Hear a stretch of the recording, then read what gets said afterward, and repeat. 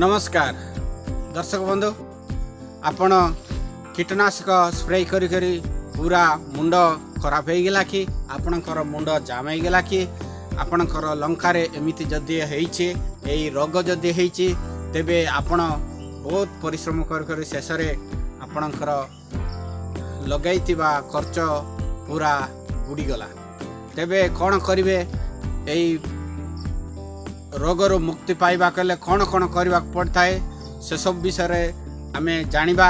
तो मु गिरधर तो आपण जदि नुआ चैनल को सब्सक्राइब एवं वीडियो को लाइक कर भूलंतु नहीं। तो डेरी न करी आसंतु जानिबा एई लंकारे होउतिबा किंबा अन्यान्य फसल रे हेउतिबा एई रोग एवं निराकरण विषय रे आसंतु देखिबा। प्रथमे एई जो लंका गचरे कौन कौ माने किपरि होइछि केमिति असुविधा हला से सब देखिबा तापर ही आपण से निराकरण विषय रे आलोचना करिबा।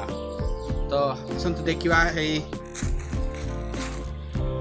एमिति जदि आपणकर ऊपर मुड़ा देखुचंती एमिति जदि आपणकर ऊपर मुड़ाई जाइतिबो आपणकर पत्र तेबे आपणकर या होची दला माछी एइतिबा लक्षण जानिबे। ए देखुचंती ऊपर मुड़ा आइछि ए देखुचंती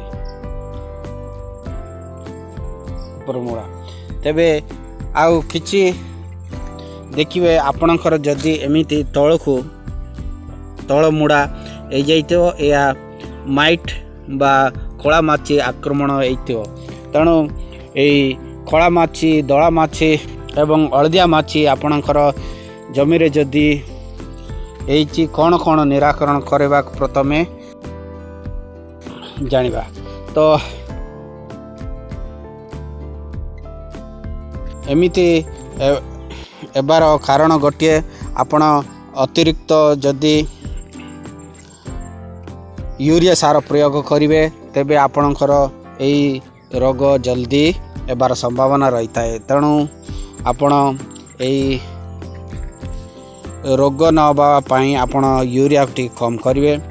आपण समन्वित भाव में आपणकर जदि माटी परीक्षा करके सार देवे तबे आपण खूब बढ़िया करछंती जदि सेमती करना तेबे आपण यूरिया सार टी कम दियंतु। दीर्घ वर्ष है आमे तो प्राय भूली गले खत सार पकाइबा को तेणु आपण जेति पारछंती गोबर खत अड़ा गोबर पकांतु जाकि एई रोगरू निराकरण हो पारबो। आपण जेते केमिकल सार प्रयोग किंबा कीटनाशक स्प्रे कले मध्य या केबे नियंत्रण को आसे नाही। तेणु आपण गोबर खत को टिके प्रिपरेशन करंतु एवं आपण जानते चाषी भाई माने प्रति वर्ष से ही गोटे स्थान रे गोटे जगार गोटे फसल बा मर्च नेले ता पूरा प्रति वर्ष मर्च लगाई थांती किंबा बैगण नेले बैगण प्रति वर्ष लगाई थांती। तेणु लंका गछ लगैबा को प्रति वर्ष आपण चेंज करंतु गोटे जगार अन्य जगह को जाफल कि गछ ठीक रहिबा सहित आपणकर रोग आवक कीट जेते कीट रही थांती से कीट माने सेठू जाई अन्य जगह को गले से माने आउ से जगह को आसी पुणी अंडा दे वंश वृद्धि करती ता टिके कमी जाता है। तेणु आपण से प्रति ध्यान दिंतु प्रति वर्ष गोटे जगार लगातु ना। तो तापर आपण जदि देखिए कीटनाशक कथा आपण जो कीटनाशक बाजार को जाई पचारे आपण दुकानदारी आपण गोटे कीटनाशक देइतिबो कि या मारले आपणकर संपूर्ण मुद्दा ठीक हो। तो आपण से कीटनाशक को आने प्रतितर से बारंबार गोटे कीटनाशक को स्प्रे करी रही थांती। तेणु प्रतिरोधक शक्ति से कीट को कीटनाशक होता है जहाँफल कि से कौन कीटनाशक ताको प्रभाव पकाई न थाए। ତେଣୁ ଆପଣ ଗୋଟିଏ କୀଟନାଶକକୁ ବାରମ୍ବାର ସ୍ପ୍ରେ କରନ୍ତୁ ନାହିଁ। ତାହାକୁ ଆପଣ ବଦଳାଇ ସ୍ପ୍ରେ କରିବାକୁ ପଡ଼ିଥାଏ, ଯାହାକି ଆପଣଙ୍କର ଲଙ୍କା କିମ୍ବା ଅନ୍ୟାନ୍ୟ ଫସଲରେ ହେଉଥିବା ରୋଗ ଆପଣ ନିୟନ୍ତ୍ରଣ କରିପାରିବେ। ତ ବାରମ୍ବାର ଗୋଟିଏ କୀଟନାଶକ ସ୍ପ୍ରେ ନକରି ଅନ୍ୟାନ୍ୟ କୀଟନାଶକକୁ ସ୍ପ୍ରେ କରନ୍ତୁ। ତ ଆସନ୍ତୁ ଜାଣିବା କେତେକ କୀଟନାଶକର ନାମ। ସେହି ଲିଷ୍ଟଟି ଆପଣଙ୍କ ସ୍କ୍ରିନ୍ରେ ଦେଖାଉଛି, ଆପଣ ତାହାକୁ ଦେଖି ଆପଣ ପଢ଼ିପାରିବେ ଏବଂ ବଜାର ଯାଇ ଆପଣ ସେହି ନାମରେ କୀଟନାଶକ କିଣି ଆଣିପାରିବେ।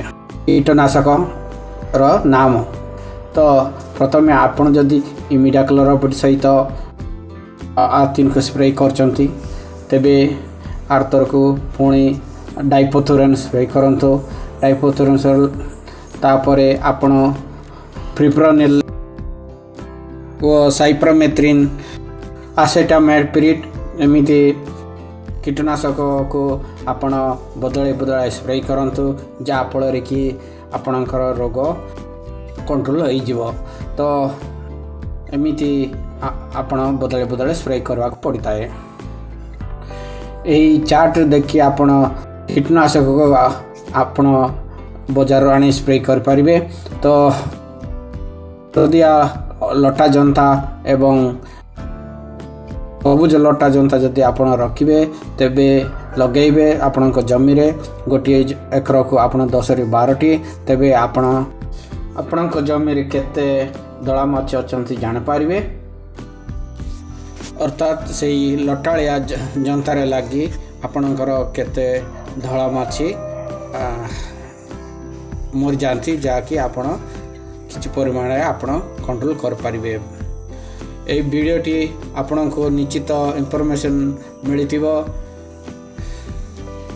ତେଣୁ ଆପଣ ଆମ ଚ୍ୟାନେଲକୁ ସବସ୍କ୍ରାଇବ୍ ଏବଂ ଭିଡ଼ିଓକୁ ଲାଇକ୍ କରିବାକୁ ଭୁଲନ୍ତୁ ନାହିଁ ଏବଂ ଆପଣ ନିଜ ସାଙ୍ଗସାଥିମାନଙ୍କ ପାଖକୁ ସେୟାର କରନ୍ତୁ, ସେମାନେ ମଧ୍ୟ ଜାଣିପାରିବେ। ତ ଏତିକି, ନମସ୍କାର।